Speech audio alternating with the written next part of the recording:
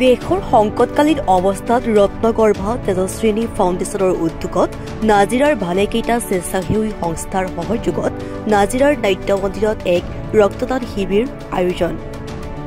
দেশৰ সীমান্তৰ দেশৰ সেনাবাহিনীয়ে দেশৰ অখণ্ডতা সাৰ্বভৌমত্বৰ বাবে যুঁজ দি থকাৰ সময়তে সীমান্তত শত্ৰুপক্ষৰ আক্ৰমণত আঘাতপ্ৰাপ্ত হোৱা সৈন্য বাহিনীৰ জোৱানসকলৰ বাবে উক্ত ৰক্তদান শিবিৰ অনুষ্ঠিত কৰা হৈছে।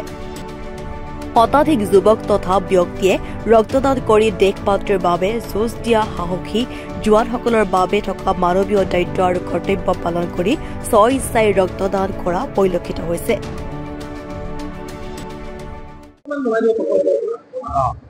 আজি শিৱসাগৰ জিলাৰ নাজিৰা নাট্য মন্দিৰত ৰত্নগৰ্ভা তেজস্বিনী ফাউণ্ডেশ্যনৰ উদ্যোগত যি আপোনাৰ শ্ৰদ্ধাঞ্জলি অনুষ্ঠান আৰু লগতে আপোনাৰ যি ধৰণে আধ্যাত্মিক ধৰ্মালোচনী সভা আছে তাৰ লগত সংগতি ৰাখি আমি কুটুম্ব সুৰক্ষা পৰিষদৰ তৰফৰ পৰা এটি ৰক্তদান শিবিৰ আমি আয়োজন কৰিছো। আচলতে সিদ্ধান্তটো খুব তাৎক্ষণিকভাৱে আমি ল'ব লগা হ'ল।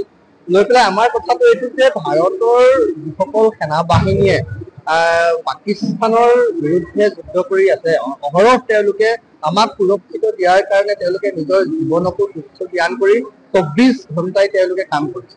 তাৰ মাজতে কেইবাজনো আমাৰ সুযোগ্য সন্তান আচলতে তেওঁলোক ঈশ্বৰৰ অংশ নহলে তেওঁলোকৰ ঈশ্বৰৰ কাম ৰক্ষা কৰা কামটো কৰিব নোৱাৰে। সাধাৰণ মানুহে আমাক ৰক্ষা কৰিব নোৱাৰে। ৰক্ষা কৰাৰ সময়ত বিপদত পৰিলে আমি ঈশ্বৰক বিচাৰো।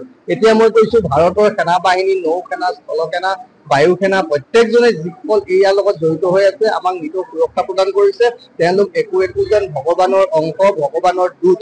তেওঁলোক সুস্থ হৈ থাকক, তেওঁলোক বিজয়ী হৈ আহক। যিসকল ইতিমধ্যে শ্বহীদ হৈছে তেওঁলোকৰ আত্মাই সদ্গতি লাভ কৰক।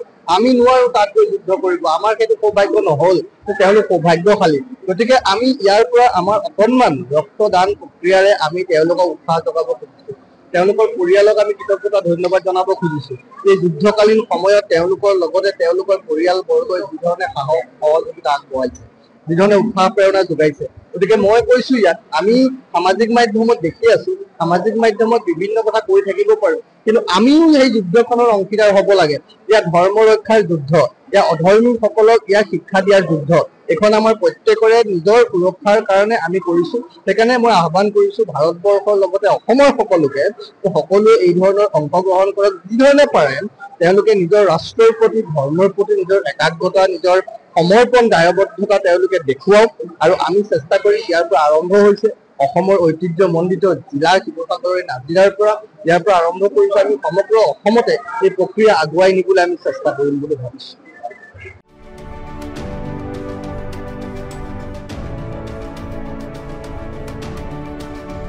নাজিৰাৰ পৰা দিলীপ হাজৰিকাৰ ৰিপৰ্ট, DB নিউজ।